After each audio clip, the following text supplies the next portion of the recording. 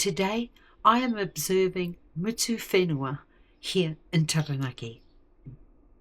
Today is the 14th of July and this is my 12-month Hina App calendar record. The Hina App calendar is my primary source and I am comparing it with a Taranaki iwi Maramataka and regional sources. This is the current state of my mara during Mutuwhenua. I am doing one small task that fits the conditions of today.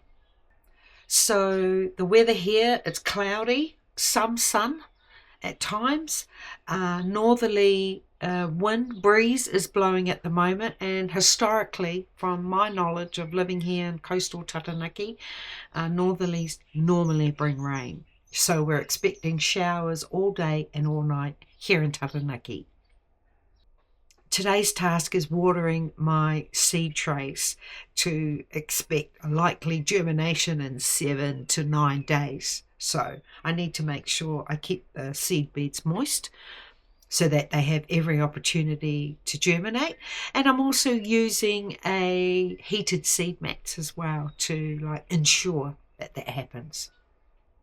Here are the plantings from the last 2 weeks of June, which I did during the Tangaro series.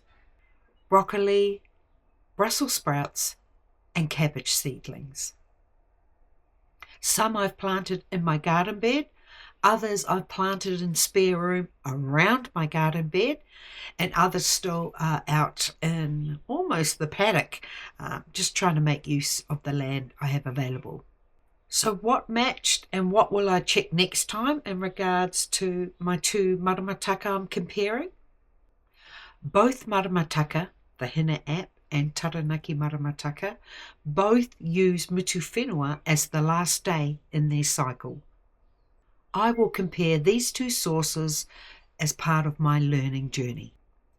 Right, so next I'll take you through the next week of lunar phases. If you are observing your own garden, drop me a comment. Let me know what region you're in and tell me how Mutuwhenua is impacting your garden. Right, so next I'll take you through the next week of lunar phases. So first, let's look at the 30-night lunar cycle. So as you can see, it's made up of 30 different lunar phases, starting with Whetho in number 1 position, and it makes its way around 30 days, a moon each night, until it makes its way back to the 30th night, which is today, Mutuwhenua. Now let's look at each night, phase by phase, for the next week. Let's look at the first phase in this lunar cycle for this week, which is Mutuwhenua. So Mutuwhenua is not a good night for planting, not a good night for fishing. I'm going to use my time to plan what the next bunch of seeds are that I'm going to germinate on the next good moons that are coming very shortly. In terms of fishing, same thing, just avoid.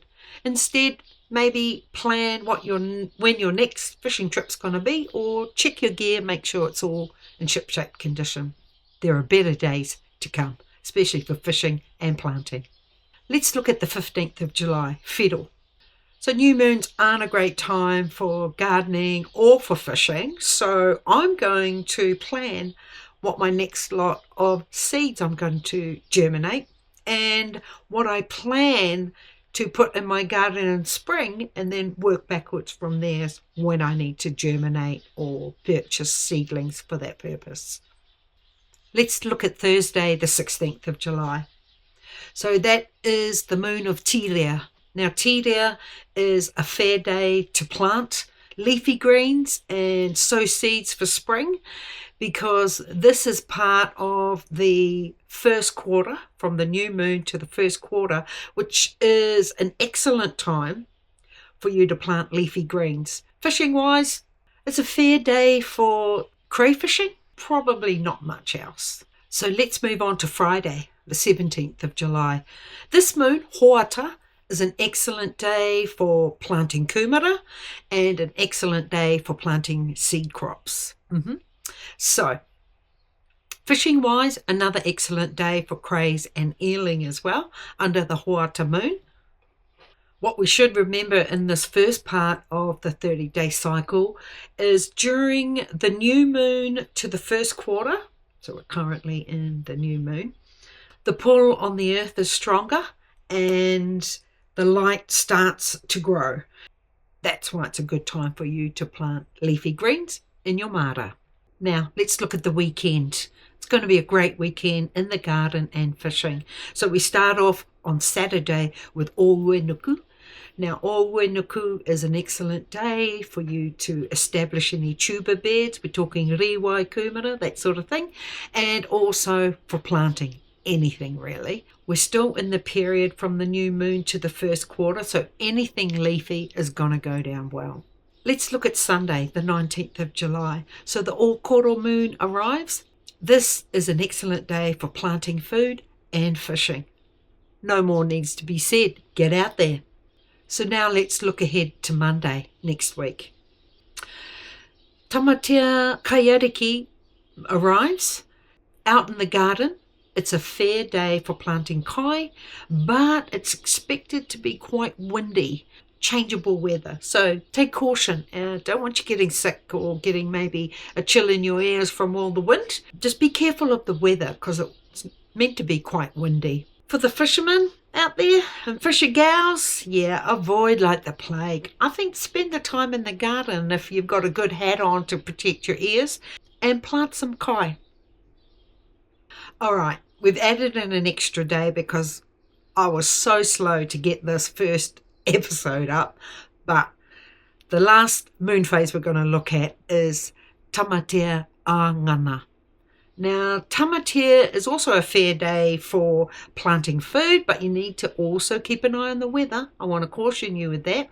Fishing-wise, an excellent day for fishing. The eels are ravenous and will be biting that night. However, you need to keep your eye on the weather. So I think the best cautionary message I could give you here is the calendar gives one layer of information, but the weather gives another. So use your noodle. Don't do anything silly. Right, that's our wrap up for the week ahead.